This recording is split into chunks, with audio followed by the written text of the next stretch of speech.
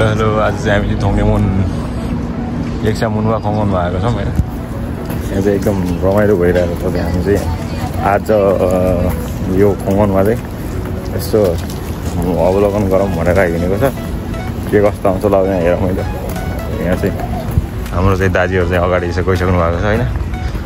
अनि अब बेसी गाइज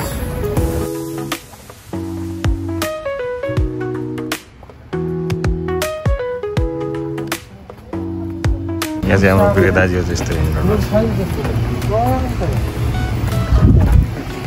अब चाहिँ दाजु के हुँदैछ तर रमाइलो भइरहेको दाजु अहिले हल्का मोडमा हुनुहुन्छ।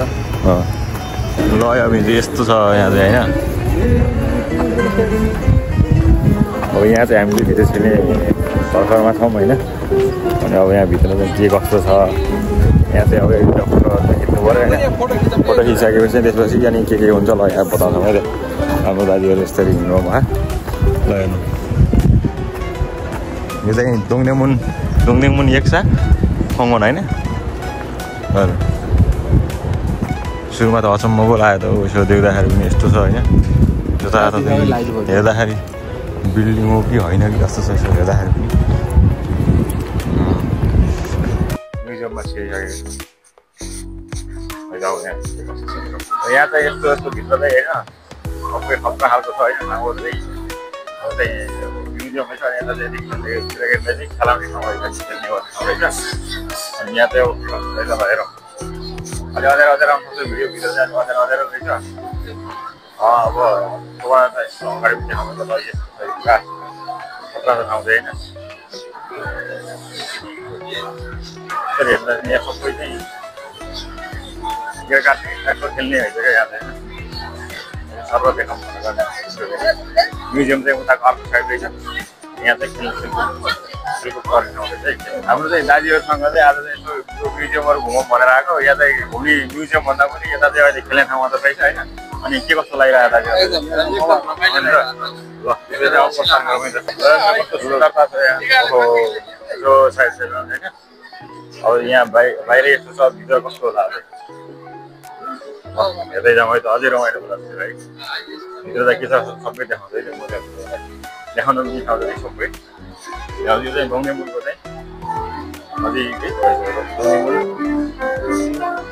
यहाँ चाहिँ अब हेरौँ भर्खर के कस्तो रहेछ भित्र चाहिँ के छ अब हेरौँ ल। यहाँको रमाइलो दृश्य क्या सुन्दर छ है। बेला त यहाँ चाहिँ पियानो अटो बजिरहेको रहेछ। अटो मोडो राखेर हो कि के होइन नमानिन्छ नदिन्छ है पियानोको चाहिँ। यो म्युजियमभित्र यस्तो ठाउँहरू रहेछ यहाँभित्र चाहिँ जुत्ता लगाएर जानु राम्रो रहेछ। यस्तो देखाइरहेको छ है ल। दोङदेमुन एकसा मुनमा खङ्गन छ भनेर देखाएको छ। अब हेरौँ हाम्रो चाहिँ दाजु प्रदीप तिवारीको पछि लाएर हिँडेको उहाँले सिक्नु भएको छ भनेर खै लास्टमा उहाँले पनि बाटो बिर्सिनु गयो के भयो भइरहेको छ है। अब बाटो बिर्सिएपछि कस्तो खेलाउँदो रहेछ र है। भित्र घुमाघुमाइ गर्नु भयो कता अब थाहा छैन। अब माथि हाम्रो चाहिँ प्रदीप तिवारीको चाहिँ उहाँ हो प्रदीप तिवारी। उहाँको पछि लाएर हिँडेको हामी। अब उहाँले चाहिँ बाटो बताउनु भएको तर अलि बिर्सिनु भएछ क्या। उहाँले पनि धेरै भयो अगाडि आएको। अनि हाम्रो एकदमै 3 वर्ष लगभग प्रधानमन्त्रीलाई भन्दा भेट्न गाह्रो भएको व्यक्तित्व हुनुहुन्छ उहाँ चाहिँ सुरेश पाण्डे, तिलोत्तमा नगरवासी बरौलिया हुनुहुन्छ। ल अब माथि के छ हेर्दै जाउँ है त। ल अन्त यो बाहिर यस्तो ठाउँ रहेछ। ओहो यहाँ चाहिँ एकदम दाजु ल यहीँ रहेछ खास जानुपर्ने दाजु। यहीँ जानुपर्ने खास के रहेछ खास जानुपर्ने कता रहेछ? म्युजियम यहीँ जानुपर्ने रहेछ होइन। ल अब यहाँ म्युजियमभित्र चाहिँ के कस्तो छ हजुरलाई म सबै देखाउँछ है त ल।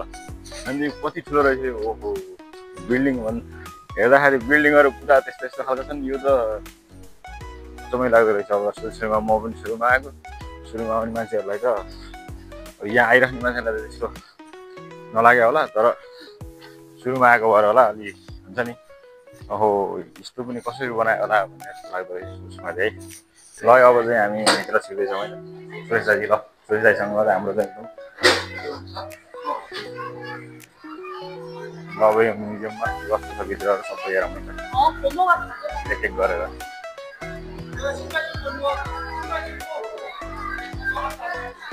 दाजु कता आइसक्यो जानुपर्ने हिँड्नु होइन हजुर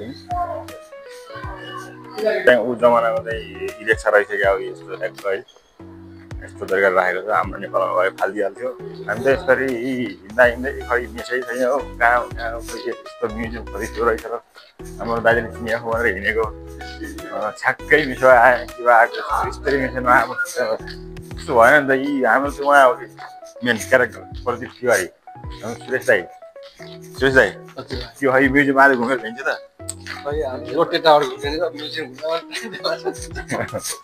यो खै अब यहाँ मिसो भएन अब मिसो पार्न पऱ्यो भनेर अब कस्तो जता हिँड्यो उस्तै देखिन्छ समक्कै छ अब चकमन्न छ भन्छ नि त तपाईँ त्यस्तै भयो कि झन् अब यो के हो यो केही इतिहास बोकेको लागि त्यस्तो नि अब चाहिँ ल अब यसो यतापट्टि लाग्यो है त हामी सिँढीबाट उकालो लाग्यो अब माथि के छ कस्तो हेरौँ है त ल हाम्रो घुमायो भर्खर यहीँबाट गएको फेरि यहीँ आइयो घुम्दै घुम्दै के भन्ने ओहो हामीले चाहिँ भर्खर यहाँ कोरियनलाई चाहिँ बाटो सोधेर अब यहाँबाट तल एक तलामा गयो अर्को साइड जा तिमीहरू चाहिँ गलत ठाउँमा आयो भनेर भनिदिएको छ होइन हामी जान खोजेको ठाउँमा अब यताबाट जानु पर्दैन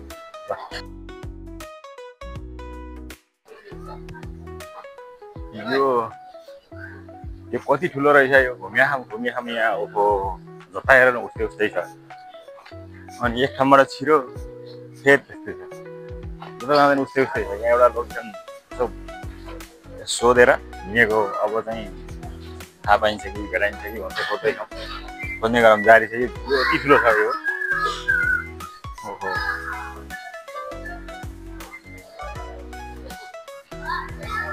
ल हामी चाहिँ आज यस्तरी यस्तो रहेछ यो पनि खेल्यो होइन ए एकदम डर लाग्दो रहेछ होइन डर लाग्दो रहेछ है यो चाहिँ खेल्न हामी चाहिँ धेरै बेर खोज्दा खोज्दै अब बल्ल चाहिँ आउनु थाल्यो है यस्तो गाह्रो रहेछ ल यो मेन भनेको यो रहेछ यहाँको चाहिँ यहाँ त यस्तरी पिटी चलिरहेको रहेछ नि सबै यस्तो छ पछाडि चाहिँ यहाँ एकदम भइरहेछ हाम्रो चाहिँ सोल सिटी टुर बस त्यहाँ पछाडि देखेको वाला ए सोल सिटी टुर बस हो